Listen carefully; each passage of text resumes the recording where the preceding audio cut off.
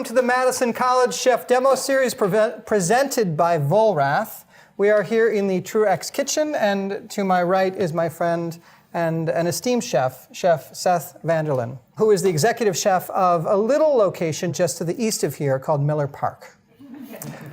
They were in the news long about October, or at least some of the folks that work there, not Seth. Seth is, in my mind, in the 11 years of hosting Wisconsin Foodie and working in the culinary realm, the ideal culmination of talent and spirit and heart, and thinking about what ingredients are, how they can be alchemized into something delicious for us, and where they go. Quite frankly, and to put it bluntly, I wish more chefs thought like him. And when this series was first presented to me, and the concept was that we bring in more nationally known names, the first person that I called, though you do not live under the star of Glamour Puss Chef, which I think is to your credit, the first person that I called was actually Seth VanderLaan. What he has done with the food programming, and that's what I would call it, in Miller Park, has embraced local buy and has led the way, not just in the region, but nationally for arenas and stadiums across the country, and sustainability. He's supported by great management at the Brewers, but great management can only react to incredibly great ideas. In all the years that I've known you, you've been humble, you've persevered, you've been incredibly inventive, and you've always cooked at really big places where there were a lot of people that you had to feed. First, and I don't know your entire story, but the casino in Detroit, and then when you moved to Milwaukee, Seth reached out when he had one of the upper jobs at Potawatomi, and then moving on to Miller Park.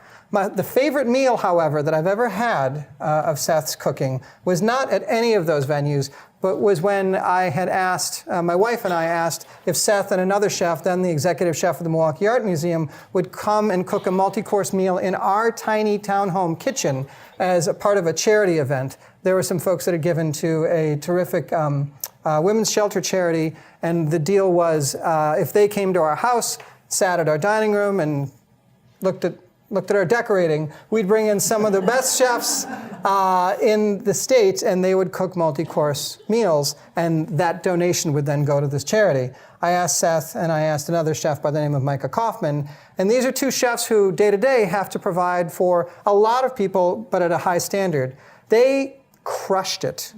And if I were not being recorded right now, I would have used an expletive that rhymes with sucking, though they didn't at that dinner. And that was one of my great pleasures, was one, to have two of these wonderful chefs in our tiny kitchen, but two, to have people just blown away and say if they'd been eating in restaurants throughout the state, this would have been a $300 to $400 meal. So, with that preamble, my friend, welcome to Madison College and the Chef Demo Series. Well, thank you. So glad you're here. Yeah, I came here because I was just hoping to see or polish one of your Emmys. So I'm just here for that. I don't travel with them. Yeah, I'm not even a big fan of Object d'Art, but those will keep. Those will keep. Well, I'm happy to be here and excited. And when you called, I was actually cooking hot dogs or brats in a different Major League Baseball stadium, I think. Yeah. And I thought maybe you'd been fired and rehired so quickly I didn't even hear. So the second I heard it was for Madison College, it was exciting to say yes to it and have an opportunity to come here. So thank you for having me. And I want everyone should know what you also followed up with that. You may not remember, but your response was absolutely, let me check the calendar. Yes, I'm going to do it. And cool, I'm going to cherry pick some of the top students for interviews next year. Absolutely. So the benefits of a culinary school. I want to get into your sustainability story, but let's get into something that we were talking about just in the back in the kitchen, which I love bringing chefs here, by the way, because everybody that we brought for this series, presented by Vollrath, again, thank God, this wonderful Wisconsin company, terrific partners that make exceptional equipment, both for the home, which is where I cook and I love cooking with it, and then in spaces like this. But every chef that comes here just has their jaw drop moment, because we are so lucky in this state to have an institution like this with that, where students can learn. Anyway, the point of my question is, when someone walks in the door as a culinary student or someone who's cooked before and they want a job with you, what's the right assemblage of experience? Because let's say that they've staged at Noma, which was one of the best restaurants in the world for many years, and then at French Laundry, and then at, I don't know, pick some other, Commander's Palace, right? A great storied restaurant in New Orleans that's older than our country, practically. No, maybe not, but still, it's pretty good. You should go. Get the bisque. Does that mean anything to you, or what do you look for? How do you bring in a talent? I look for a combination of teachability and the classics. And that's what we have to do. We're presenting to a large audience. You know, a dinner service at a restaurant might be 45 people. In my case, it could be 45,000 people on a Friday night. So we have to have culinarians with the proper skill set to know the basics. And to be ambitious, but still have an open mind to, we're catering to the general Midwestern crowd that might not want what they see on the Food Network or might not want what's trendy, but it needs to be a perfectly prepared brat, or it needs to be a great tasting, recognizable food. So I'm looking for highly ambitious people who aren't going to have the, well, you work at a ballpark stigma attached to the next, career path, because it is very exciting. You see a tremendous amount of talent in the kitchens at Miller Park, and I think it's just because of the culture that we create. So we look for open minds. So Seth had recently got the job at Miller Park, and I was unaware of this, and I do some consulting in one of the boxes that I do in my career, and I was helping out a private club who was looking for a better chef to replace the one that was leaving, and of course I had the short list in my head, and Seth was on it, so I called him up and said, hey, call me back, I've got this amazing job opportunity. He called me, he's like, well, it better be pretty good, because I don't know what's going to be. I'm like, oh, what are you doing now? Like, I'm the executive chef at Miller Park, and I was like, this is... that's not a pretty area. Yeah, right. Yeah, never mind. Yeah, how's the rest of your life going? With the stadium, what do you have to cover? I know this list, I've heard it a couple times, but to me it is just staggering. 1, how are you not medicated? 2, how have you not had a nervous breakdown? 3, how do you keep it all straight in your head? And 4, you seem to really love it. So just for everybody, give the list of everything that you have to cover on a day-to-day basis. Well, I know, like you said, I have told you this a couple times, but it's good because I think I forget 1 or 2 areas of responsibility every time I say it to you. So I'm in charge of the general concessions, all of the culinary and chefs and cooks that work in the concession stand, so general concessions, and with that also the tailgating, pavilions, all-inclusive areas, which could be up to 6,000 to 10,000 people a game, depending on the events outside. We have 67 luxury suites that have 16 guests in each suite, so each one of those is kind of its own little operation. Its own restaurant, really. Yeah, its own little dining room, so that becomes the logistics, transportation. With really low expectations, because these people paid. They just give suites away. That's, So those are premium accounts, so that's, have a premium offerings menu for that. There are a couple clubs, all-inclusive clubs in Miller Park, one of which will hold 300, and the other which is a buffet and an a la carte mix that will do, 300 covers a night in there as well. Also responsible for the press dining, so Bob Uecker, Bill Schroeder, Brian Anderson, those guys, and their 165 friends that they have up in the... I'd like to be one of Bob Uecker's friends. It's a life goal, actually. He's the second coolest person on the earth. Yes, yes he is. I'm going to have to get to the first. Dalai Lama. It goes Dalai Lama, Bob Uecker, my wife. I just had mass with the Pope a couple weeks ago. Really? So I was in Rome. So. I mean, she knows this. She's like... Only during baseball season, actually. It goes Dalai Lama with my wife, and then Bob Uecker, and then during baseball season. Yeah. I've got some good Bob Uecker stories. Some of which I can say, some of which I can't. And then also we do team meals, up to 4 team meals a day in the home clubhouse. We occasionally will cater some food to the visiting clubhouse. And then we also take care of spring training facility. We do food and beverage operations in the spring training facility. And then the players. And the players, yes. Yeah, those guys that work there too. Yeah, the players. So I think I got it Mostly. And you have to zig and zag. So when I called you to invite you to this series, you were cooking on a Chicago street. It's better than it sounds. Well, off season is rough. The Brewers just don't pay that much. No, you were cooking as part of Major League Baseball with the White Sox. It's this big convivial culinary tribe, and you all trade off talent and hours and talk absolutely. about that. Yeah, we there's a group of baseball chefs. I actually just met with about 10 different baseball chefs at Great American Ballpark in Cincinnati last week. We get together as part of Delaware North parent company. We get together and compare ideas, talk about what's worked in the past season, what we're working on in the next season, and help each other out.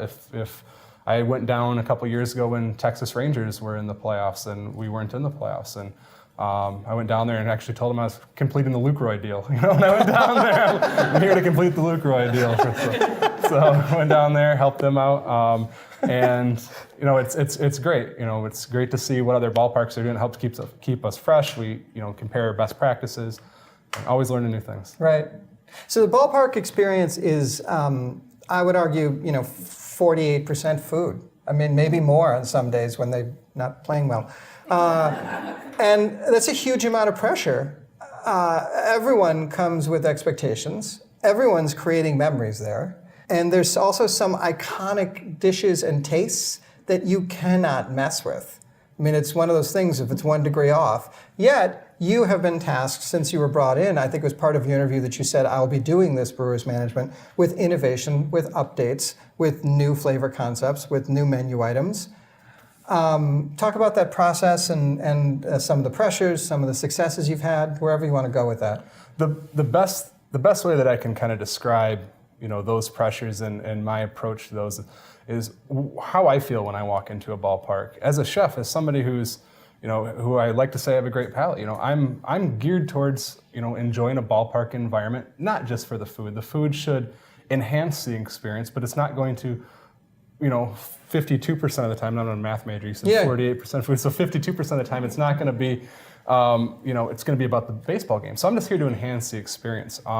When I walk into a ballpark, and I think everybody will agree, the first thing that hits you is that the popcorn or the roasted almonds, and it's just the sense of the ballpark. And I'm just trying to create food that complements that experience. Mm-hmm. So we can't mess up brats. We can't mess up nachos. We have to enhance a lot of ballpark foods. And when I say enhance, better ingredients, better quality. If we can, whatever we can get locally, that's how we're enhancing those items. We want to have a premium experience, but we have to be cognizant of the price point that we need to be at. Mm-hmm. We can't alienate fans, so we're always trying to stretch the boundaries of what we can do and provide an a la carte quality dining experience for 45,000 fans. For 45,000 fans. Talk about some of the innovations just menu-wise, and then I want to get into some of the sustainability, because I go back so many times to that, your first year there and you walking around the park with my wife and I and saying, and I want to put in a garden here, and I want to change this, and I want to, and we were like, we walked out going, I hope he gets to do all of it, but if he doesn't, we're there to hug him. Then luckily I haven't been told no a lot, I guess, so that also helps. I just probably usually push and push and push until people cave and they say, yeah, just do that idea. But no, we got a lot of press on our chef gardens. We put them in the players' parking lot, and it has expanded from... Well, they're raised beds. They're not actually where the cars park. Yes. Just behind the fence, raised beds, and then they're parking. Yes. Yeah. So it's in the players' parking lot area, and we went from a footprint of maybe, 8 by 10 to the next year it was 30 by 40, and we've expanded even more. And I've tried to put in bees, but the players don't like that. So we're getting a little bit of pushback on the bees, even though we're working on that. But we use the garden to kind of supplement produce for the team meals. Somebody that Corey Knable's been great for. He's one that comes into the garden. He'll be picking tomatoes with me and Seriously? Oh yeah. Players are always asking about the garden.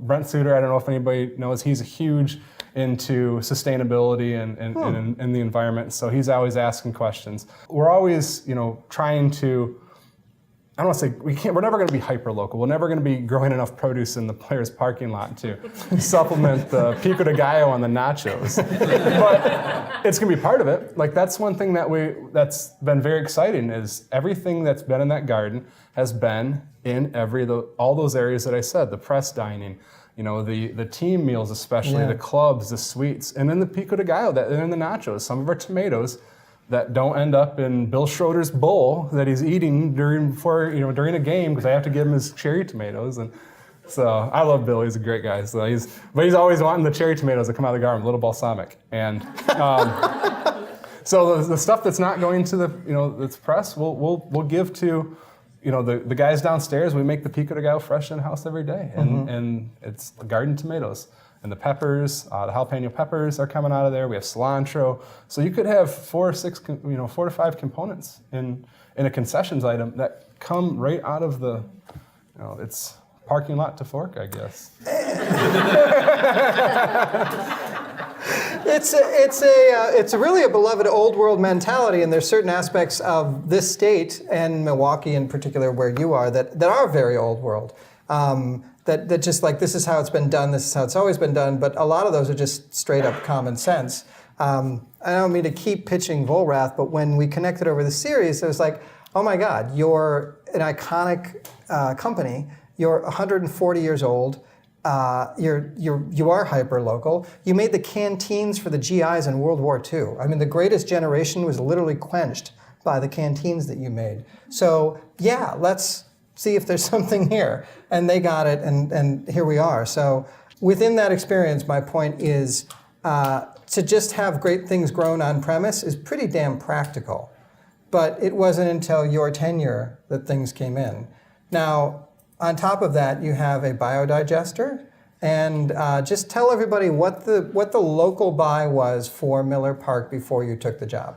We didn't do a tremendous amount of local sourcing on purpose, I guess is the best way to describe it. You're very diplomatic. If something came to us locally, it was a lot of times price related or convenience related. We put a lot of time into specifically sourcing local produce in particular, and then we've expanded on that since the year one. But when I started, the first thing I did is I went to, we talked to our broadline distributors, because when you deal with the amount, when you feed up to 3 million fans in what equates to 6 to 7 months, hopefully a little bit longer, it's you have to get through broadline. You have to order through those broadliners. So the farmer's market cart won't work. I can't. I'm not going down to the public market in West Dallas. So I talked to our broadliners about, hey, can we get this produce from Wisconsin? And they're like, well, yeah, but not in April. Well, that makes sense. So it kind of forced them to purchase produce in particular, and dairy, especially dairy. During the season, if I order a case of asparagus, they're going to look to buy that case of asparagus in Wisconsin first. And then if they can't find it in Wisconsin, it's going to go to a 4 or 5 state Midwestern region. And if they can't find it there, it's going to go nationally. And if they can't find it there, then it goes to where you'd get produce and such from Mexico, South America. So it depends on what we're buying, when we're buying it. It's not the cheapest route. It's definitely not the cheapest route, but it's the right thing to do. And that's kind of the motto that I pitch to my chef team and my cooks, is just because something is the cheapest way doesn't mean we're going to always do it that way. We need to find a way to, be, I don't want to say the trend, the trailblazers, but we have to find a way to do the right thing to show people that it can be done. You can have affordable food at, that's prepared properly. And the cool thing is the brewer's management backed it up. Absolutely. Because at the end of the day, they have a very expensive team to support, and they're taxed with having money in the bank so that they can grow the team, everything for the next year. And they've been very supportive in everything that I've tried to do from a culinary standpoint. I can't say enough about how great they've been to work with. So tell us about the biodigester, which is, I said it before, I don't really like this term in cooking or the culinary world, but sometimes things are described as sexy. I actually consider this biodigester pretty sexy. What's not sexier than decomposing organic matter in a tank? But that's I'll tell you what's a turnoff is all of the methane that's going out into more than our automobiles. I mean, you can buy as many Priuses as you want, but if you're taking any of your organic matter and just throwing it into the garbage, it's going into a landfill and it's creating a huge amount of heat in our atmosphere. Yes. Yeah. The biodigester is something that I've actually been working on for a while. I've been looking at just different ways, being in a ballpark setting or a large-scale food production, which my background is primarily casinos before the ballpark. You see a lot of pre-consumer and post-consumer food waste. And they're just, in my eyes, we're advanced enough where we can be doing something about this. And we are. A lot of places are composting, or a lot of places are, at Potawatomi, they have a great program with InSinkErator it's called Grind Energy, where it's a big garbage disposal that just grinds food and goes into a tank. Yeah. We had to be a little bit more creative at Miller Park because we didn't have the space, we didn't have the ability to put something in the ballpark and deal with an end product. Composting, you have an end product, or you have to have somebody come pick it up. So I would have to be constantly storing this food, and I don't have the ability to do that. A biodigester is a tank, and in this case, we pilot programmed a biodigester that's about the size of a roll-out garbage dolly that you take out to your street at once a week. It's about that size, and inside it has an auger, and it has an enzyme that's very similar to the enzymes in your stomach that naturally break down organic matter. It's small, but that unit can process up to 500 pounds a day. And we're shooting for an opening day startup, and we didn't quite get it. We had a couple technical difficulties and we had issues getting some permits because no one's ever done this in a ballpark setting. So it's sort of like the Wright brothers Kitty Hawk. Like, you want a what? Yeah. I don't know if we have clearance for that. But, yeah. So that was kind of multiple legal departments looking at paperwork, going, I don't know. So no comparables here. So we went to the Department of Natural Resources. They love this thing because it's so much better for the environment than this food going to the landfill. Yeah. Worked with the sewer district in Milwaukee, and so they're like, well, what's going to go? Obviously, they're very concerned with what's going into the sewer, because what this item does is it takes the organic matter, the food that's left over, and it'll nonstop auger just turns 24 hours a day, and it pumps a little bit of warm water into it, and then every half an hour or so, it'll shoot out what's called gray water, and it's a very nutrient-dense discharge that goes into the sewer. And then that gray water will go to the sewer or the wastewater treatment facility, MMSD, and they skim that off, and they use it for fertilizer or biofuel. So it's a more convenient way of utilizing our food waste. And then we were able to divert. So from the third homestand, so we got it operational about the end of April, and then we shut it down the homestand before we were in the playoffs. So we were looking at maybe 70% of our season. And maybe when you factor in how busy the playoffs were and how busy opening day were, maybe 60% of our actual busy period. We did over 28,000, just under 29,000 pounds of food digested, and I diverted from landfills. So 29,000 pounds. 18 tons, I think, is how, 18 plus tons of food that, It's done a phenomenal job, and we can expand. We're looking to, not 2019, we think we can get that number up to 50,000 pounds. Just by making a couple operational changes involving a couple other departments. But we weren't pushing this thing. We weren't pushing this thing to full capacity because we didn't want to break it. No one's ever used this thing before, and we were like, oh well, we're designing the process and procedures in a ballpark setting. So we were just worried about feeding something for what could equate to 14 days straight, and that's when we'll have games, 10 games in a row. But then you have 2 weeks off. So we're trying to be. The enzymes are living. So if you starve them, then they'll die. They'll die. So you have to be, cautious of what you're putting in there. It's like a sourdough starter in reverse. Yeah, and it's actually the great thing the great thing we learned about ballparks is at the end of a homestand, we always had a lot of cut fruits. I'm sure that some of you in here have had some Bloody Marys at Miller Park before, or any of the beers that have the garnishes will have a lot of cut lemons, limes. Well, you can't hold that for 14 days, and you really can't donate it. You're not donating. No one's going to come. No food pantry is going to come for 20 gallons of cut lemons and limes and oranges. Yeah. So we put that in, and 2 days after the homestand ends, and that kind of cleanses the citrus, kind of like cleanses the machine. Sure. And it also, the rinds took a long time to completely decompose. So that would feed almost up until the game started again. Yeah. So just developing those processes, procedures, and hopefully we have 2 ballparks that are looking at adding this machine outside of Miller Park for 2019. I'd love to see it expand more. Would love to have it in every ballpark and football stadium and arena. So all of this sustainability and mindfulness has landed you in the celebrity spotlight within your industry, though. You were just the keynote at a sustainability conference, right? Yes. I gave the keynote it was actually called the Sustainability Summit, and it was in Milwaukee. So it was an honor to talk about that. And we talked about what we do with our fryer oil, and because we're always looking at different. It's not just the biodigester. We have we now completely recycle and third-party filter our fryer oil, and I'm terrible with statistics. I used to have a fact sheet, but we've diverted thousands upon thousands of pounds of fryer oil, and it's just something. All the used fryer oil is sent to be recycled. We have completely sustainable seafood sourcing. All of our seafood options in our clubs and in our team meals and our press are off the Monterey Bay Aquarium watch list. There is a requirement sent to us by our Delaware North sent a requirement that all shell eggs needed to be completely cage-free by end of 2018. Before 2018, we were completely cage-free on our shell and our liquid eggs. So we took it a step further. Yeah, cool. We have many different things. Our on-property gardens, like I said, are expanding.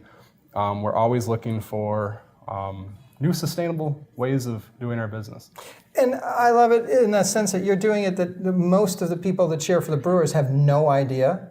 And that is not why they're coming to Brewers games or tuning in. But in these practices, it's the tail that's beginning to wag the dog with other arenas and other stadiums. And it's really the best way it's the most common sense, but it's the best way to do this, because then we'll be able to eat, God willing, at ballparks for generations upon generations, because there'll still be chickens. That's right. And oil and so forth. So talk about your path, because you're a culinary school student. Yeah, you go from there, because I want to hear the on microphone Seth version instead of over a kitchen counter. Yeah, exactly. Yeah. No, my path is very different than most. I started out in bars and grills, flipping burgers in bars and grills. I always like to say I graduated. And you ended up in a ballpark. I ended up in a giant bar and grill. But I always like to. I was not a good student in high school. I always like to say I graduated in the top 70% of my class, or the bottom 30, depending on how you look at it. So I wasn't great. I wasn't a great student. I went, working at bars and grills. Went to Central Michigan University with the anticipation that I wanted to do real estate. Turns out I wasn't good at that school either. So after a little bit, I started working at a casino that was in Central Michigan area, and worked my way up. I had always worked in restaurants, so I was very comfortable in the kitchen. Worked my way up to a lead cook very quickly, and then quickly worked my way up to a sous chef at a 4-diamond fine dining steakhouse in that casino. Then I decided, because that's what everybody does, once you get a sous chef position, they decide to go to culinary school.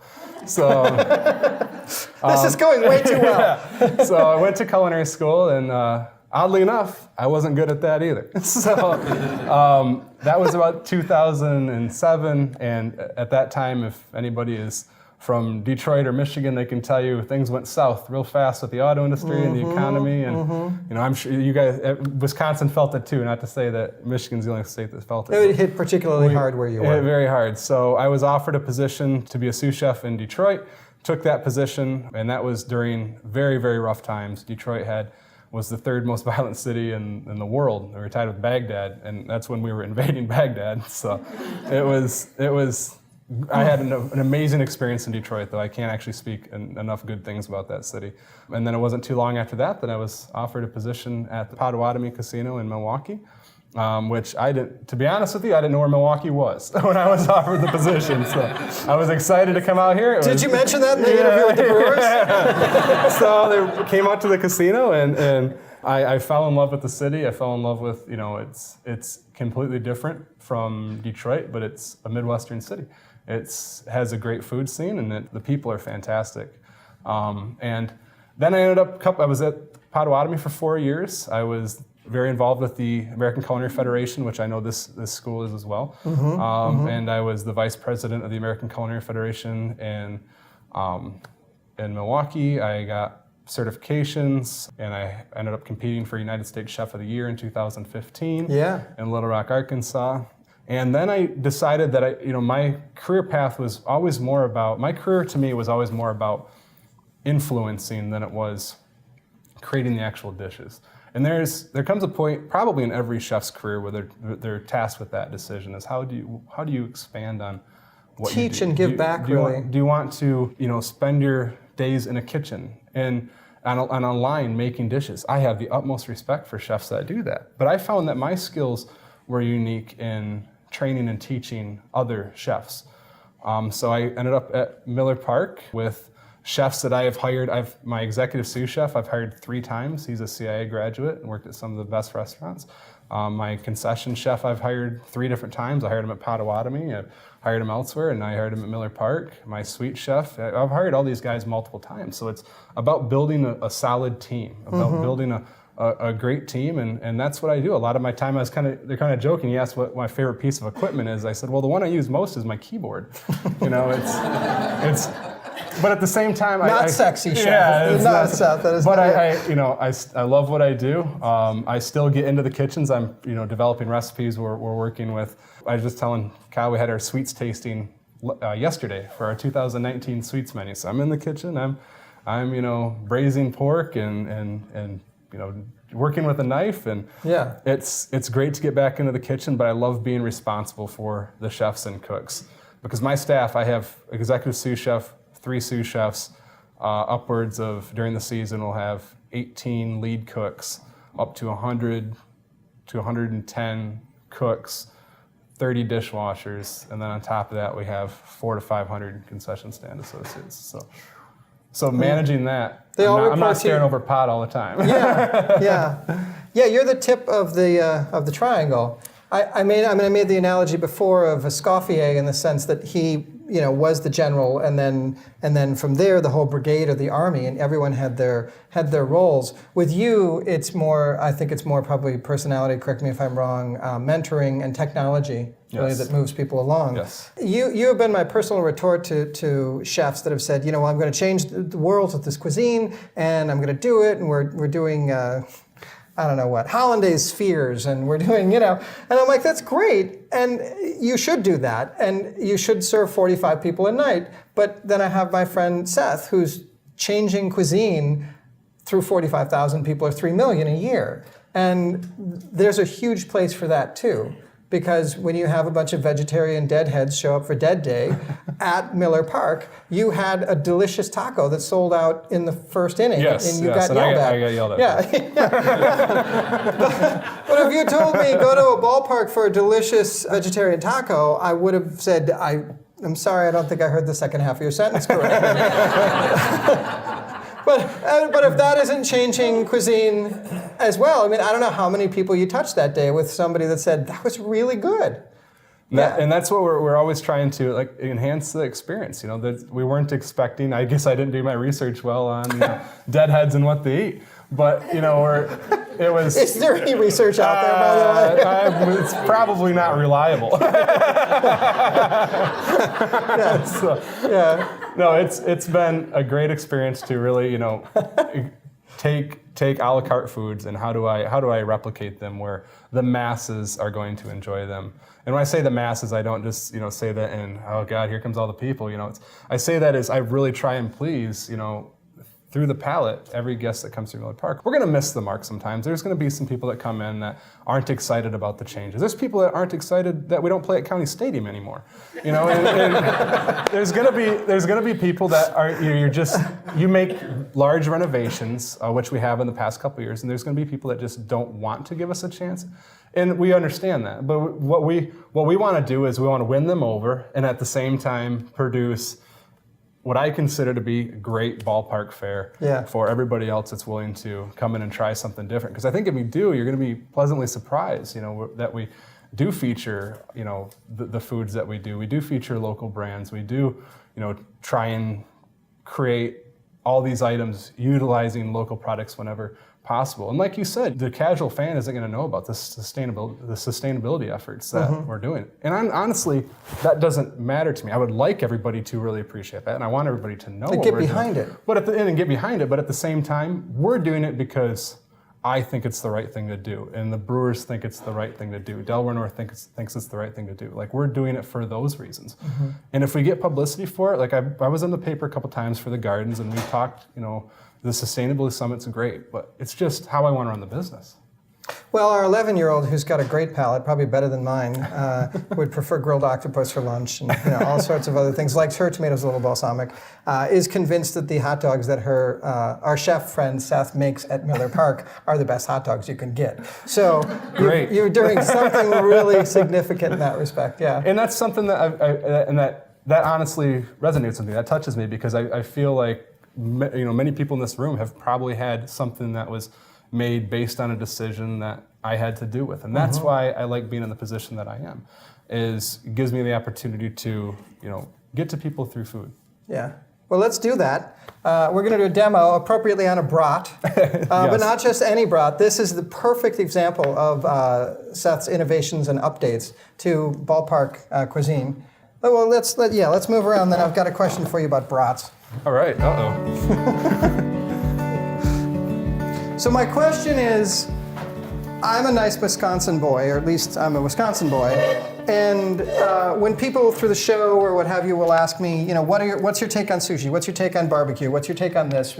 Fried chicken. I'll tell them, I didn't grow up in the South, so good barbecue to me is good barbecue, I can say, but I don't have any authority. But I can look at a brat from 8 feet away and tell you whether it's good or not. This is in my blood. But what do you look for when you assess that kind of thing?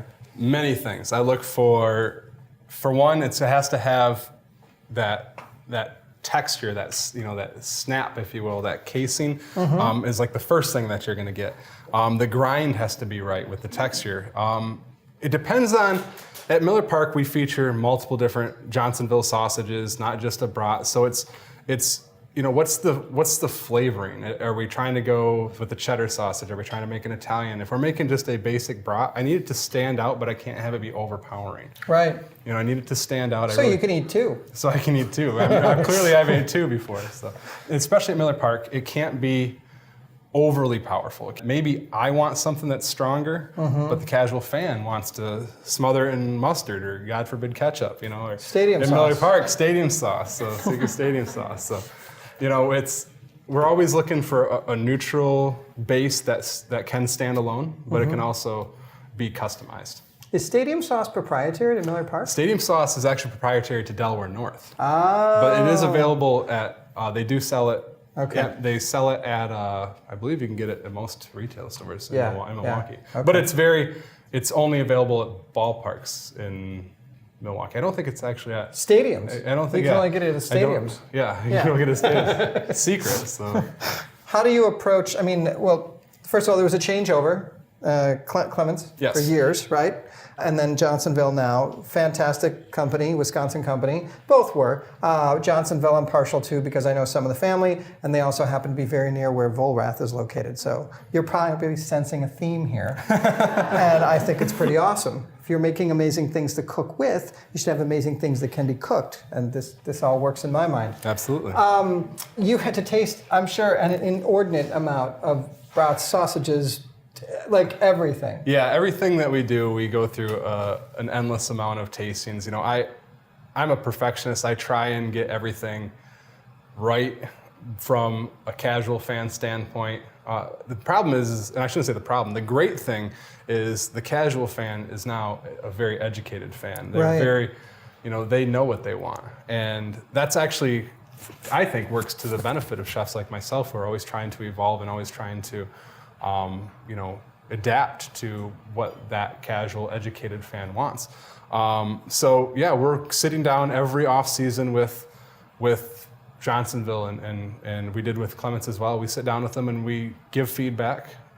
We work on product lines. We work on flavor profiles, and we change if need be. We change the recipes. And you brought up a point that I wanted to ask you here in front of everybody is how does it feel to be a chef at a stadium now in this era in food? In the 70s, when I grew up, when it was Stormin Gorman and Cecil Cooper, and I don't know that County Stadium had a chef per se. Maybe they did, but it wasn't the kind of chef that you are, that's for sure. So many people, we're in a culinary school, but so many people have opinions, having watched Food Network, having watched our show, most people have more cookbooks than they'll ever cook out of now. And in my parents' generation, there was The Joy of Cooking, Julia Child, and probably something from your church social. Absolutely right. And it was the church social that got used the most. It's like the sitcom mom starter kit there. Yeah. But now people are, splurging on black truffles. We have chefs. You see chefs in stadiums and arenas that have done a very good job recently of adapting. And there's some that haven't. Some stadiums in the past haven't adapted as well, and they struggle. I guess I don't know the exact history. I know that they've had chefs previous to me at Miller Park and going into County Stadium, I believe, as well. But it's definitely more of a focus. The brewers were. When I was going through the interview process, I had to go meet with multiple members of the front office for them to sign off on me and myself and my vision and what I was looking to do at the park. And they've just become more involved. They become very aware, as you can see with some of the baseball decisions that they've made. They're on the cutting edge of what we would consider baseball trends and technology.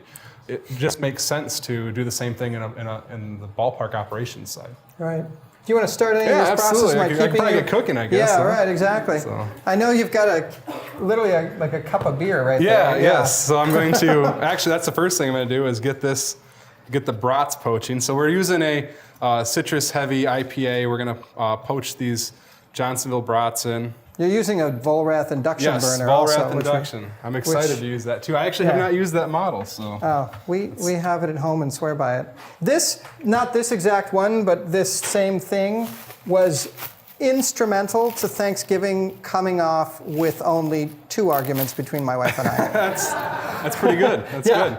Yeah. We figured if we could keep it to even numbers, and let's not go for 4. It's a good day. We're gonna get these brats in the beer here. Who doesn't love a good beer brat? I was actually telling Kyle, I said, I do a lot of cooking on TV shows or the morning of opening day. They have me do something, and every time this is what I'm gonna do. It's very easy. It's always an easy decision what I'm gonna do. And then when Kyle asked me to do this, it took me about 3 weeks to come up with what I was going to do because I had to do something that featured a ballpark theme or had a ballpark theme. Yeah. But at the same you didn't time, have to. Well, I was going to. You was going. Yeah, I was going to. I put no requirements on you. And then at the same time, I had to make sure that I was doing something that maybe was focused a little bit more on the trends. Right. Something that had a little more international flair to it, if you will. So the banh mi brat is something we've done at the ballpark. Featured in a couple of our different sausage locations. It was actually very successful. We just removed it last year. We moved it last year just to replace it with, we kind of cycle things in and out. But it was very successful, so I thought, why not try it here? How much are you tasked by either the management or, so the way that it works is the brewers obviously own Miller Park and the team, and then Delaware North is the company that has the contract to provide all of the cuisine. And Seth is technically an employee of the Delaware North. Yes. Am I getting that correct? Yes. Yeah. So how much are you tasked by upper management to come up with new things to keep it interesting and innovative? Or is it really, we hired you, we expect that, move at your own pace? Every year we are given opportunities. I refer to them as opportunities. We're not asked to create multiple items new every year. We choose to. We choose to innovate. We're given survey results, or we're given, what the brewers might expect from a concept change. They might say, hey, this concept isn't working, let's move on here. Last year is a kind of a good example is we had a pretzel portable that wasn't performing as well. And we're like, well, what can we do with this pretzel portable? I said, well, one thing many ballparks have in Milwaukee, and us in particular, we don't have a pierogi. So I'm like, why don't we do a pierogi concept and just see how, I'm going to boil this over here in front of everybody. But.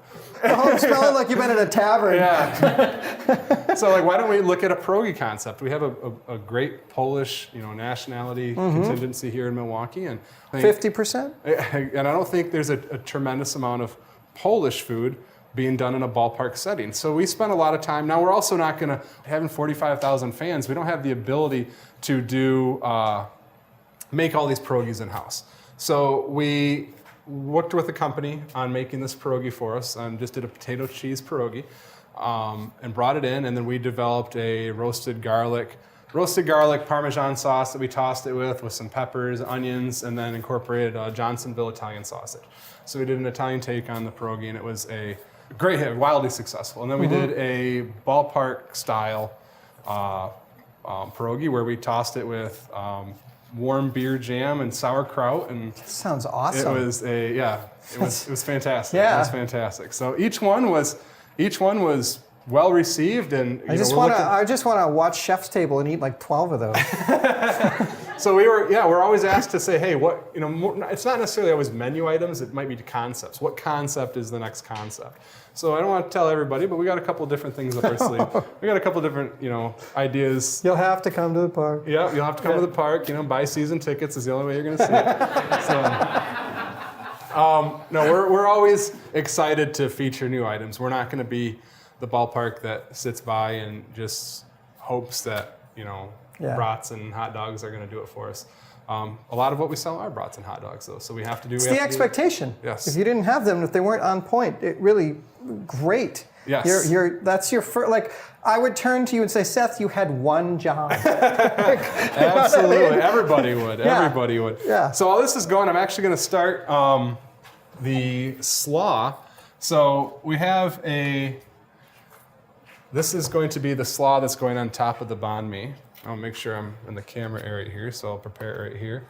I have to tell a quick story about our friendship with Seth and how it's both a blessing and in some ways maybe a detriment, at least to our children's upbringing, because he's been very gracious in at least once a year for the last year or two, getting us terrific tickets, our kids and us, to a ball game, and they've become Brewers fans as a result. But the tickets are really usually quite good, and he also then invites us into the 500 Club? It's actually called the JCI, Johnson Controls. Johnson Controls, yeah. And, we'll be sitting at a table and there'll be a home run and Bernie Brewer will slide down the slide right next to where my kids are in the air-conditioned table getting fed like kings and queens, and Bernie will wave to them as he heads down the slide. And we just don't know how to break it to them. Not every game is like this. And so we had to countermand, and we didn't even, call you, because we took him to the bleachers and we're like, this is called baseball. This is how I went to games. This is what baseball is really like. Yeah. It is, but I guess not for you. Yeah. Not that time. But that's what we take pride in. Is we take pride into, catering for the casual fan and catering for the fan that wants that premium experience. You have to work the whole spectrum. Exactly. Yeah. So I'm stepping on your ingredient list. What are you putting in here? So in here I have daikon radish, cucumber, and carrots, and I'm going to add a little Thai basil. All customary at ballparks. Yeah, it's all customary at ballparks. Yeah. So this is just food you'd find at the ballparks. When we did the banh mi brat, we actually had the Thai basil in our garden. So we literally had a concessions item that featured items from the garden. So cool. And then we have a little sesame oil and a little fish sauce. And then just some salt and pepper. Fish sauce, locally sourced, right? Fish sauce is very locally, yes. It's locally sourced for sure. Yeah. A little salt and pepper. Got to do it. Mix this up. Okay. We're just going to let this marinate, set it off to the side, and wait for our brats and start our next components. So it's daunting to me, and I study, I'm really at the end of the day and probably the beginning of food historian, but it's daunting to me how you have to be at the cusp of stadium food, but not too far ahead. So banh mi's, I mean, we could do one of those posters, right, of great composers. We could do a chart of like food trends. We could start in the 1980s with sun-dried tomatoes and just keep moving forward, right? Persimmons, everybody's, And at one point, banh mi was like, I don't know, maybe there's a tax subsidy. Everybody's serving them. I don't know what happened, but they catch on. And food is fashion. There's no question. So you have to be in the right place for it, but you can't be too far ahead. And that's a delicate balance. Has anything ever just imploded on you? Ooh, yes. There's a long list. No. The good thing is most things implode before it actually gets in front of a guest. We've had ideas that we thought would work. We're really trying to push veg-centric cuisine. We're really trying to push, the sustainability of proteins not being the center of the plate. And in a ballpark setting, you get pushback on that. Yeah. So our marketplace options, we've tried to really up our game in the ballpark options. We have a gluten-free caprese sandwich. We do a Thai peanut salad that's with edamame, peppers, and it's an amazing peanut dressing. We're making all this stuff in-house. People are walking by it. They're not. I shouldn't say that's one of the things that are imploding. But it's a tough sell in ballparks. You come to the ballpark to kind of eat not right in a way. Absolutely, yeah, absolutely. So this is kind of a happy medium, if you will, of trying to, the brat's still the star, but you're going to have Here's this. Your veggies. Yeah, you're going to have this. You're going to, this in a ballpark years ago was not common. Yeah. Having a green topping. Not common. It was the white snow leopard. Yes, very true, very true. So we're tasked with, always trying to be unique, but at the same time, you have to know your client, or you have to know your customer. Right. So I think Miller Park and the team that I have in particular, they make me look good because they're very good at developing a lot of their own menus. I don't write every menu at Miller Park. I'm very involved with all the menu writing process, but I have talented chefs, cooks. And they're constantly coming up with ideas like this. My executive sous chef did a banh mi at his tasting. And I looked at that and I said, God, that'd be a good brat, And I looked at it, and him and I kind of together put this dish together. So it's constantly, bouncing ideas off one another and going from there. How do you keep your soul fed? Your creative spirits, it's a pretty rigorous schedule. Chefs tend to have brutal schedules regardless of whether you've got your 45-seat restaurant or, whether you're pizza joints or like whatever, all the different examples. So how do you get outside of the box of stadium food but keep your creative spirits going? Because the food that you cooked at that dinner, for instance, that you did, the charity dinner at our house, was beyond anything I knew you were into. Yes. I never doubted that you had those skills, but you were going all over the place in the best way, and you were doing foams, and you were doing all these things that I know you weren't doing at Potawatomi, and I know you weren't doing at home. Well, some of it. Yeah. Honestly, traveling and just seeing what other places, other countries, other chefs are doing. Being very open-minded to new techniques. At the same time, I love my job, but I know that there's a lot of people that do different techniques a lot better than I do. So it's understanding that there's a lot that I can learn from chefs older. There's a lot of things I can learn from chefs younger.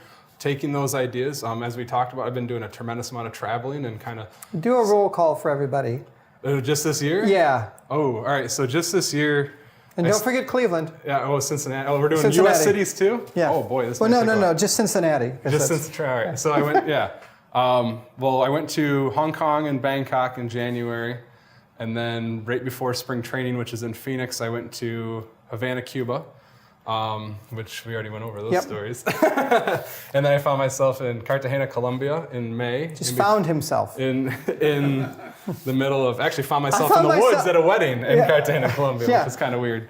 Long story in that. And then, after Colombia, that was in between two homestands. I had to sneak a quick, 3 or 4 day getaway while the Brewers were out of town. And then at the end of the season, we had deep playoff push, which was Game 7 of the NLCS, heartbreaking loss. A couple days later, we had a concert, Ed Sheeran concert at Miller Park. And then the very next day, I flew to Oslo, Norway, and then to Reykjavik, Iceland for a couple days. Rented a four-wheeler and drove it around a couple volcanoes. Did you have the fermented shark? No, I was off. I could have had shark and whale, and for moral. Not that I'm a tree hugger or moralist, but I didn't want to do it just for that. I think it's the right thing. And I passed on that, but I did have the braised sheep head. Okay. So I think you follow me on Instagram. So if you ever go to Iceland, their gefilte fish, their delicacy is fermented shark. But first thing you need to know is that sharks urinate through their skin. Yes. So when the shark dies, they just take that, and that's the acid that helps ferment, and they bury it in the ground. So skip that. So hard pass on that. Yeah, right. Anyway, go on. So Reykjavik, and then and then I had to go. I had to come back to the States for a quick trip to tropical Buffalo, New York, and then the next week after that, I went to flew to London and went to Wembley in London, which is an amazing stadium, and then after London, I flew from London to Paris, and then Paris, I flew to Rome, and then flew back and was in exotic Cincinnati last week. So there's been a lot of U.S. cities in between there. What are you mixing up here, Chef? This is just a cilantro lime mayo. So just chopped cilantro, mayonnaise, and lime juice. So very, very hard to replicate this kind of magic over here. So. I wanted you to list off all of your travel, not so that we could be envious, but because I think it's such great evidence of how you're continuing to recharge. And I know you were eating, we were talking about this before we came up here, the whole time and everywhere. Yes. And I loved what you said. I don't want to paraphrase for you, but it was something about when you were in Bangkok and you had no language connections, and you didn't know what was being made in front of you. Yes. But you were open to it.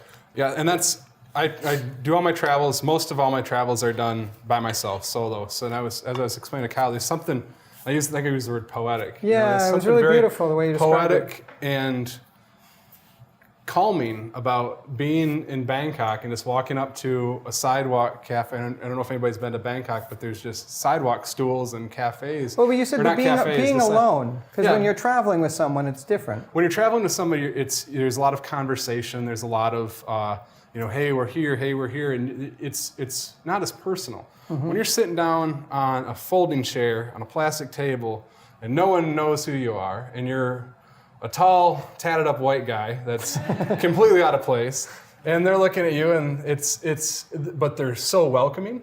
They're so welcoming, and I just point, and whatever he's having, sure, that looks good.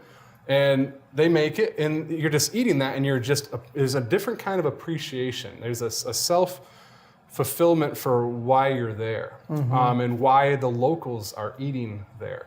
That's what I've reached a point in my career, as we talked before, where every chef, you have to make that decision what way you want to go. And mine was about kind of helping, lead people. And I'm never going to make the best banh mi. I'm never going to make the best banh mi. So why don't I try and understand why people like banh mis? Right. And why don't I understand why people like brats? And it's always a comfort. It brings you back to, we're standing outside of an office building, and people were coming down on their lunch breaks and getting this plate of, I don't know what it was rice and green stuff and pork belly. It was spice. And the best part about the whole thing is, I didn't tell you this, but she handed me the plate, and she handed me this little cup. It had these floating Thai chilies in it, and it looked like a broth. I'm like, well, all right, I guess. And it had a spoon in it. I'm like, is that my soup? I don't know.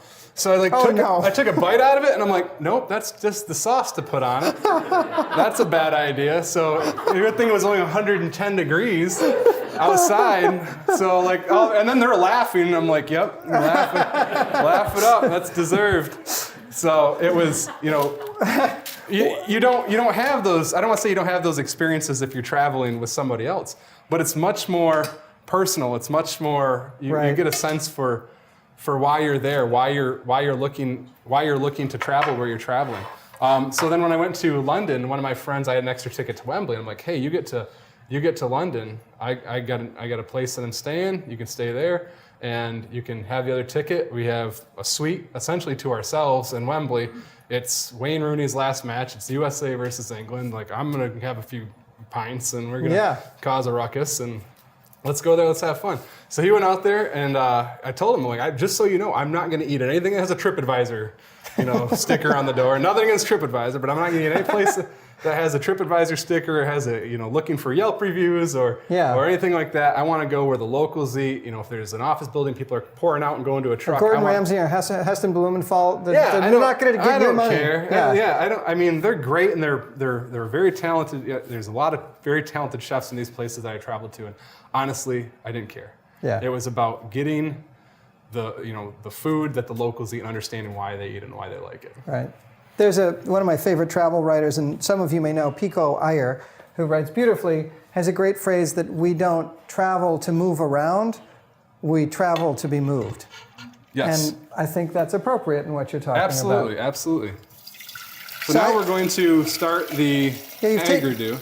Taken the brats out of the hot tub. Yes, taken them. They've probably. Are they resting right now, yes, Chef? they're resting. They're resting. They had a long, it's the appropriate term. Sure. So now we're going to use this pan. We're going to start the aigredu real fast, which aigredu is a sweet and sour. It's a French sauce, actually. So we're combining a couple different things here. But the banh mi is actually colonialism. Right? So the jalapeno aigredu is pretty much a jalapeno sweet and sour. It's going to add sweet notes to it, but at the same time, provide a little bit of heat. So we turn that back on. So are you a chef who packs his own deli containers, or? I think you know this. I have definitely packed my own deli containers. Being in the ACF and doing competitions and doing, they teach you, the mise en place and always being ready. Yeah. So I do pack my own deli containers. I usually tape them and exactly what it is. Right. It's always trying to be as organized as possible. And as I said, I got kind of a little bit of a mess going on up here. So I don't want to be judged. I know we have a couple judges here, ACF practical judges. I'm sure I'm going to get judged on my organization and technique. Usable trim on my bread over here. So what are you adding? A white wine vinegar, right? So I have an apple cider vinaigrette, a red wine, or a apple cider vinegar, red wine vinegar, sugar. Mm-hmm. And we're just going to add the jalapenos to that and let that cook down. We still want a little bit of crunch. We still want a little bit of crunch with the jalapenos, but we don't want it to be overly crunchy. So it's very simple, and that's something that you'll see, especially in the ballpark foods that I make, is we have to have, I don't want to say simple methods, but our methods can't be too complex for our staff to replicate, because we need to be consistent. We have to be consistent, and if we're not consistent, then the feedback is going to be pretty terrible. I love all these Vollrath bowls and equipment that I got up here. This is nice. They came loaded for bear. Yeah. So we're just going to let this cook down for a little bit. Like I said, just softening up those peppers. And then we'll start the brats. So at Miller Park, we have to be able to replicate all of these items, make it consistent. And if you order the banh mi brat on opening day, it better be the same one that you're going to get at the All-Star break, and it better be the same one that you're going to get at the end of the season. Even if it's a different person preparing it, you have to just be easy. So the mix and play style stuff like the aigredu, it sounds fancy, but you've seen it had 4 ingredients. It had 4 ingredients: red wine vinegar, apple cider vinegar, jalapenos, and sugar. The slaw, it looks complex, but it had 6, 7 ingredients in there. Mm-hmm. The dish is going to taste complex, but that's because you have acidity, fat, citrus, mayo. Balance. It's going to be balanced, and then you have great crispy, crunchy baguette with sauce inside. So which you gotta have. Absolutely. Yeah. It really is this lovely blend of colonialism. You've got the French influences, you've got the German influences. Yeah. It's the racing sausages, right? That's right. Yeah, they're all over. Yeah. Where do you see yourself going with this career? Because you're 33. You've accomplished, I think, more than you expected to when you were in culinary school, or sooner, or before that even, right? I mean, I've always, and that's probably the best way to say it is I'm right where I want to be and right where I think I need to be. Yeah. But I think that there's a lot more to do. I have an insatiable appetite for trying to, for trying to change processes, change procedures, change. I've had a lot of people say, you can't do that. That can't be done. That's never been done before. Yeah. 30-year-old can't be an executive chef of a Major League Baseball park without a culinary degree and without, years and years and years of experience. Well, here I am. I'm always trying to. You can't put a biodigester on property. Hey, the gardens, that's not going to work. Yeah. Those are just smaller examples, but there's always been stuff that's barriers, and we talked about this a little bit in back there. There's always going to be barriers. It's how do you get around these barriers? I have big plans for Miller Park. I have big plans for hopefully influencing other ballpark stadiums. I'm where I need to be right now, and I am excited to be at Miller Park, and I'm hoping to be there as long as possible, as long as they let me. So, aside from the bees, if you could wave your hand and one thing that you would like to implement for the season coming up in April and on to the next year, just one thing, what would that be?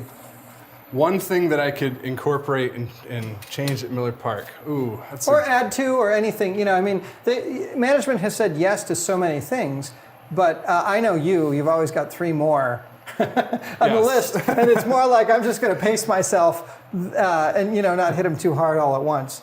One thing that we've tried in the past, I tried to put together almost like a chef series at the ballpark. That's right. I remember you telling me about this. I tried to do that, and honestly, that's more on me than it's the Brewers. The Brewers didn't say no to that. It's very time consuming. It's hard, as I can imagine the people that plan this, including yourself. This is a very time consuming thing to do. Well, try doing that in a baseball season when you're working 90 hours a week. Yeah. As it is, it becomes almost an impossible task. So I'm just gonna pull this off here, and I'm gonna put it in. I thought I had an extra bowl. I'm gonna utilize this.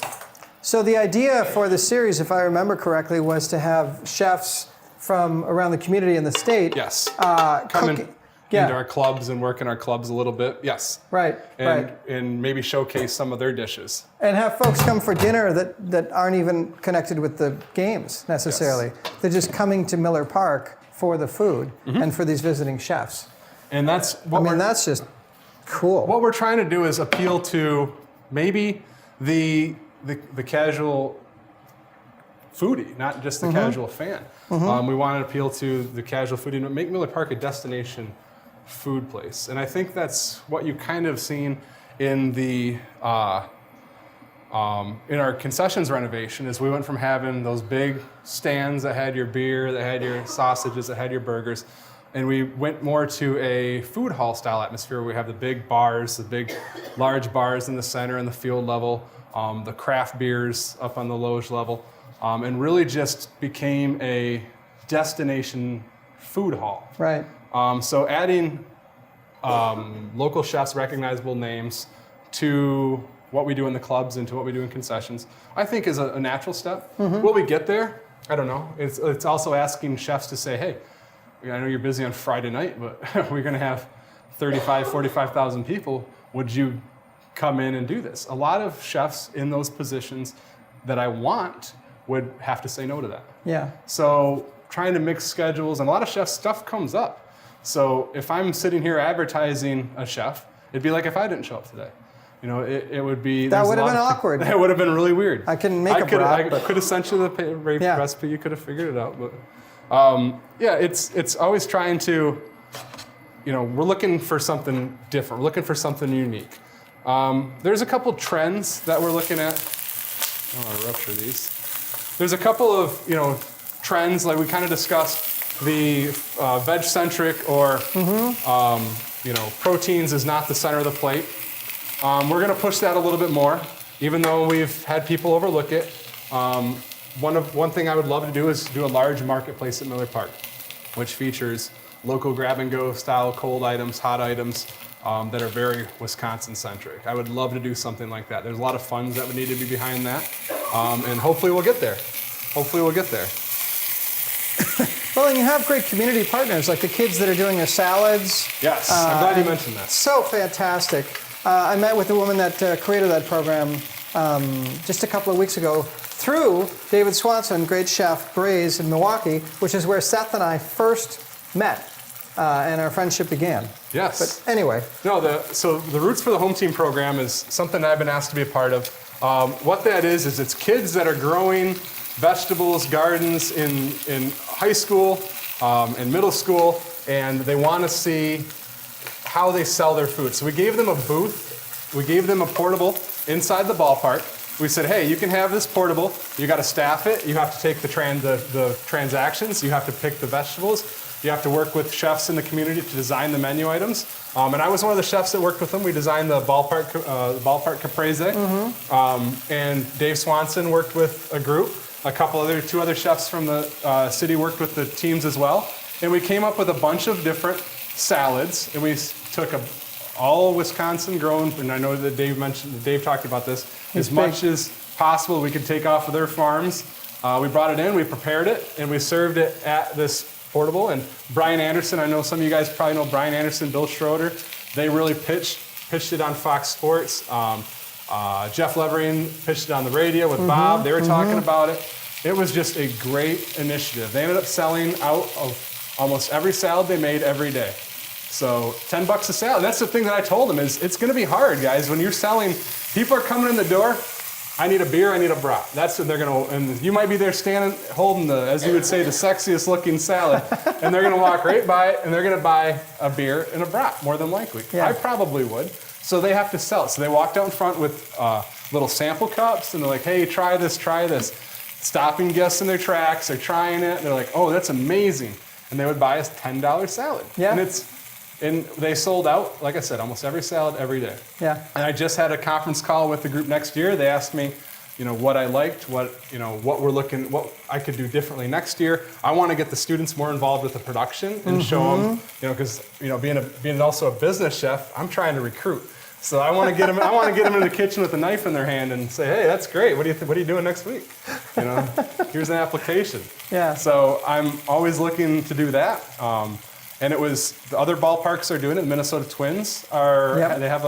They have a booth set up, and they're looking to expand it in other ballparks in the future. Yeah.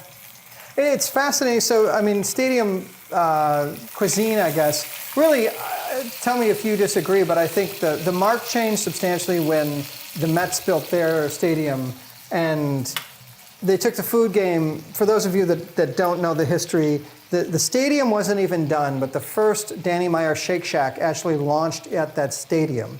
And the first franchise copy or, a restaurant outside of his own empire that David Chang ever put his name on was in that stadium. And you had people from New York going to the stadium for the food before it even opened up for the season.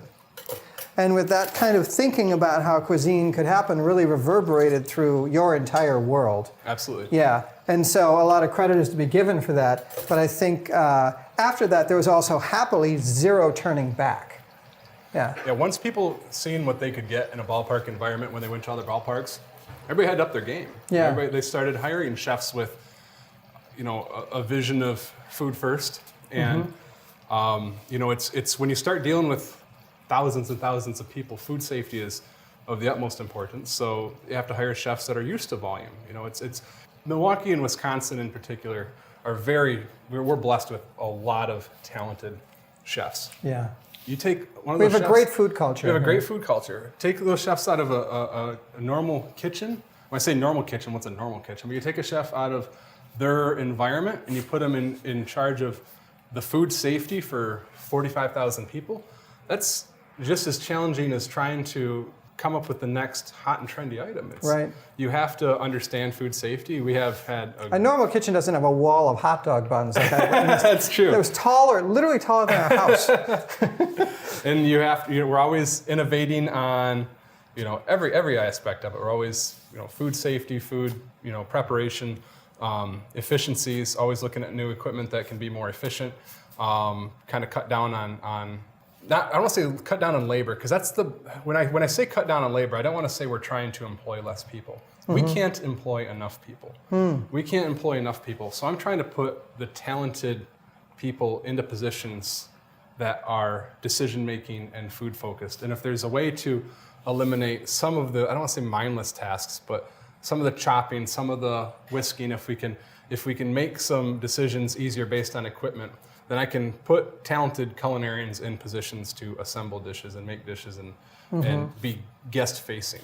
Well, and really be controlling the food safety. Yes. Yeah. You know, we're always looking. This is gonna be my pitch for prospective and students and such. We're always looking for people at Miller Park. Always looking for great minds. Actually, when I was in Bangkok in January, were recruiting? I was recruiting, and here's the funny thing: as I'm going back to Bangkok in January to meet with a hospitality program and get some of their best students to. And we had last year, I had 17 students from Bangkok in our concession stands and in our kitchens. Wow. And the year before that, we had, I think, 10. That's the craziest study abroad I've ever heard of. It is. It's funny because they'll come, literally half a world away, and they're smashing burgers, and they've never done that before. And they're excited to do it. And like I said, we can't employ enough people. It has nothing to do with. Yeah. It has nothing to do with taking jobs away from people that want them. We're always trying to get people to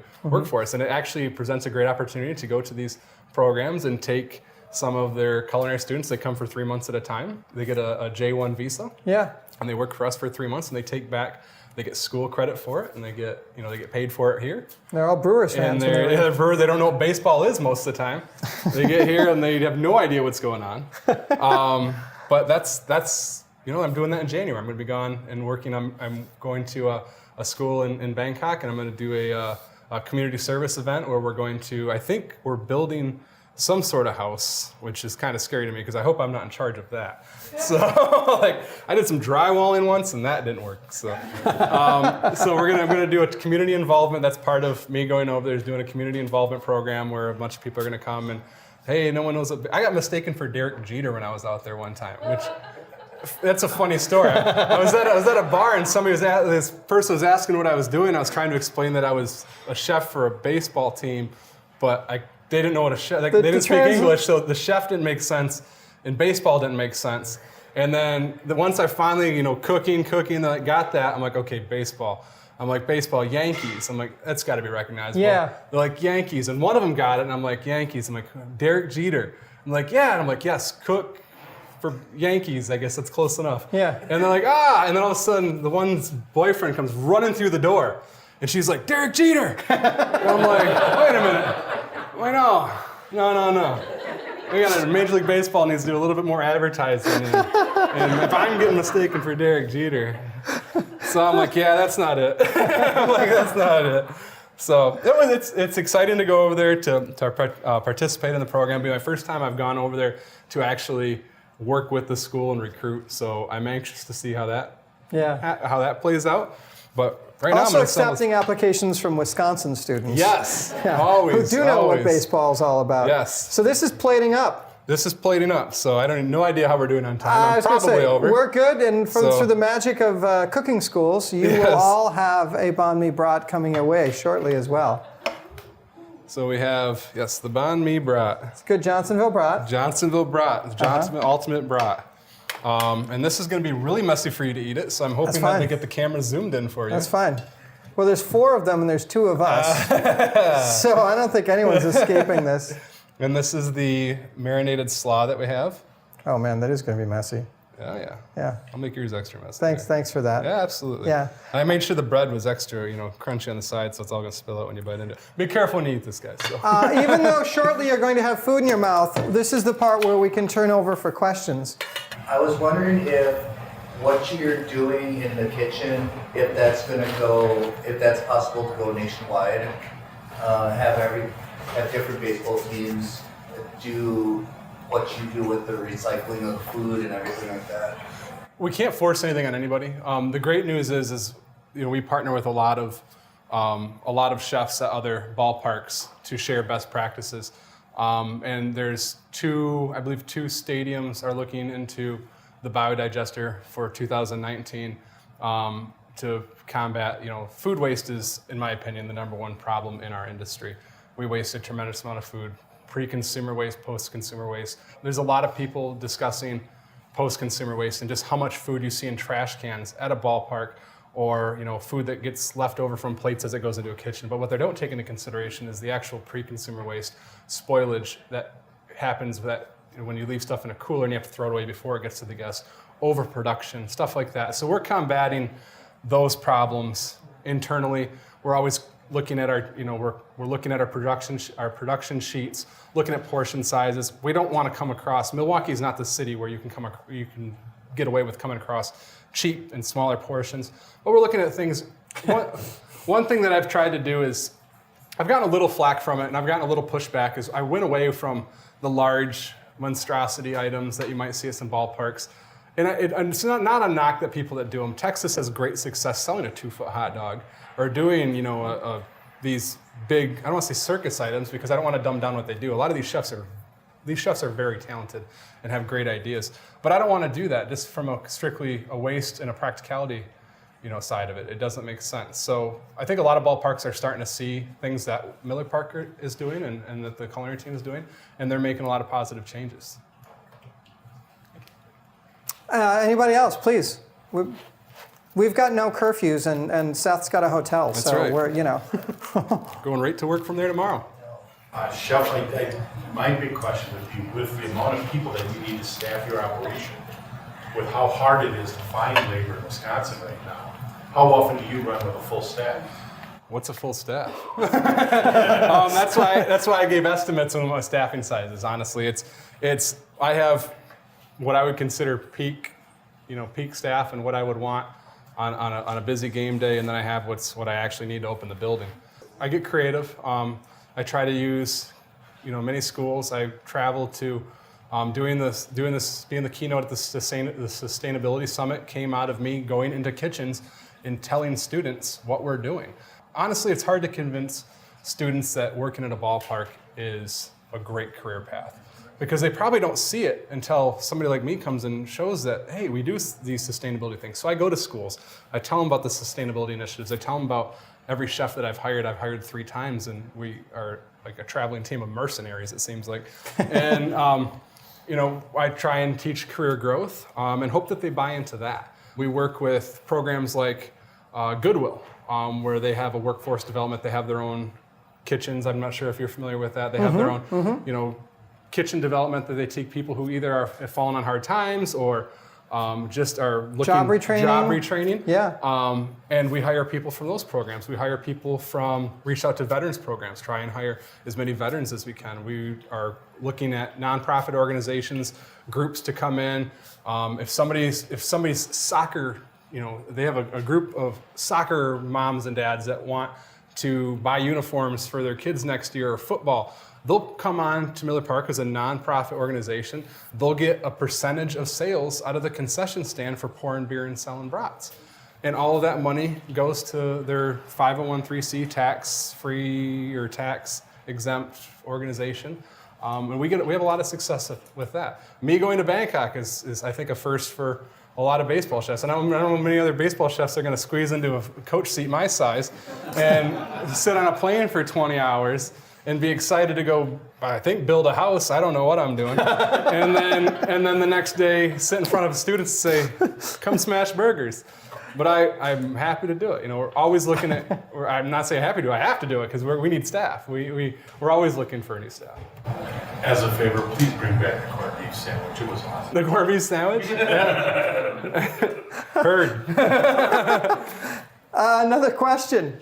So you oversee the concessions. Do you also make the decisions on the products that go into the concession stands? And how does that process look?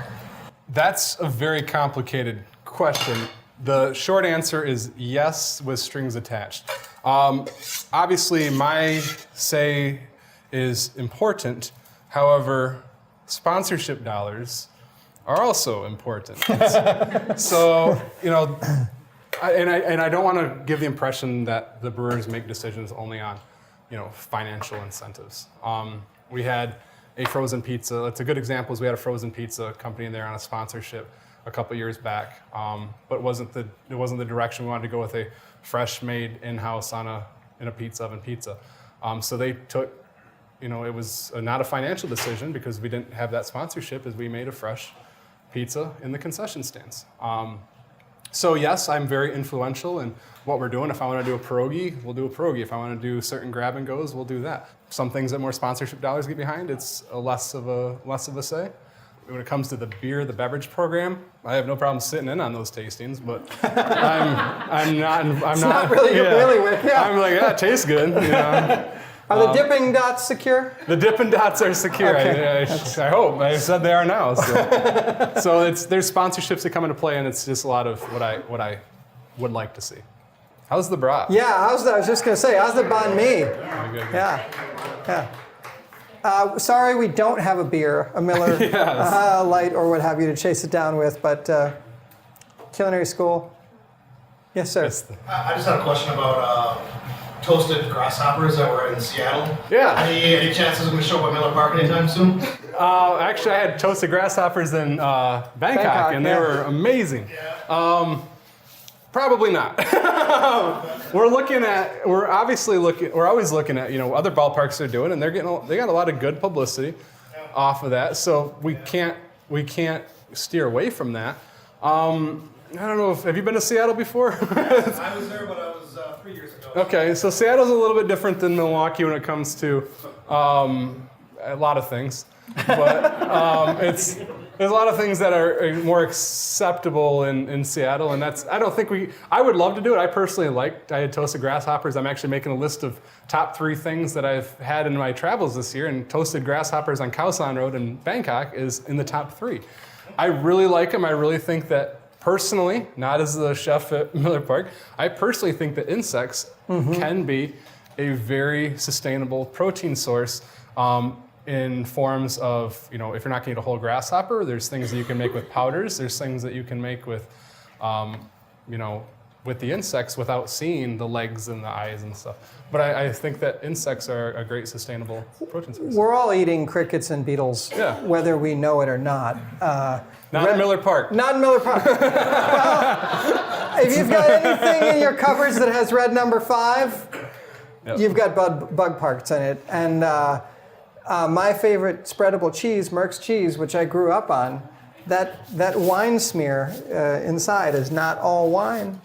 Just letting you know. I actually did not know that. Yes, it's true. And my kids went from a ew to, can I have another cracker? Right. Yeah. Another question. These are great ones. I was just wondering what kind of talent you look for your food safety staff to shine in that training capacity of 45,000. Just what do you look for?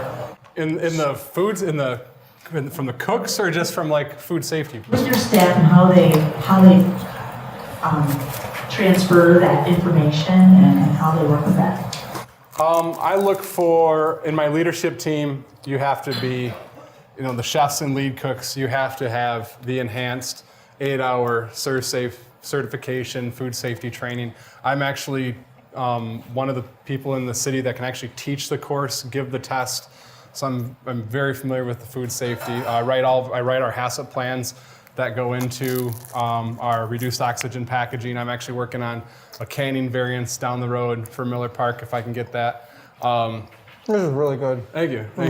But on the cook level, we train every associate that pours a beer, every associate that turns a brat on a grill. They have to go through an in-house food safety class that I actually work with our human resources department on developing. We take it very seriously. We had, I know that there was reports released a couple years ago about, food safety in ballparks, and we had some of the top scores. Anybody can come in and look at us. We get surprise inspections all the time.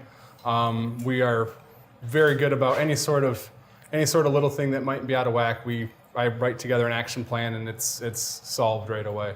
So food safety is of the utmost importance. Great question, by the way. So you said you had some Bob Uecker stories you could share? Yeah, I do have some Bob.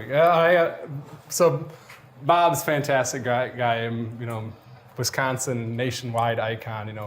Mr. Baseball, and I think he's the best game caller ever. There's maybe Red Barber and then him, but it's kind of. I'm partial, I guess. The best Bob Uecker story I have is probably, it was my first year City of Milwaukee was throwing Brett Favre a thank you party or something. And you cook for him every day he's at a game. Yeah, so I bring him food. I'd like to say that I personally am up there cooking it, but it's probably just me bringing something that somebody else cooked. Okay. So a lot of times that'll happen. I have cooked for him multiple times though. So we'll bring him food right before the game time, right before game starts, usually about a half hour before the gates open, so it's about 2 hours before first pitch.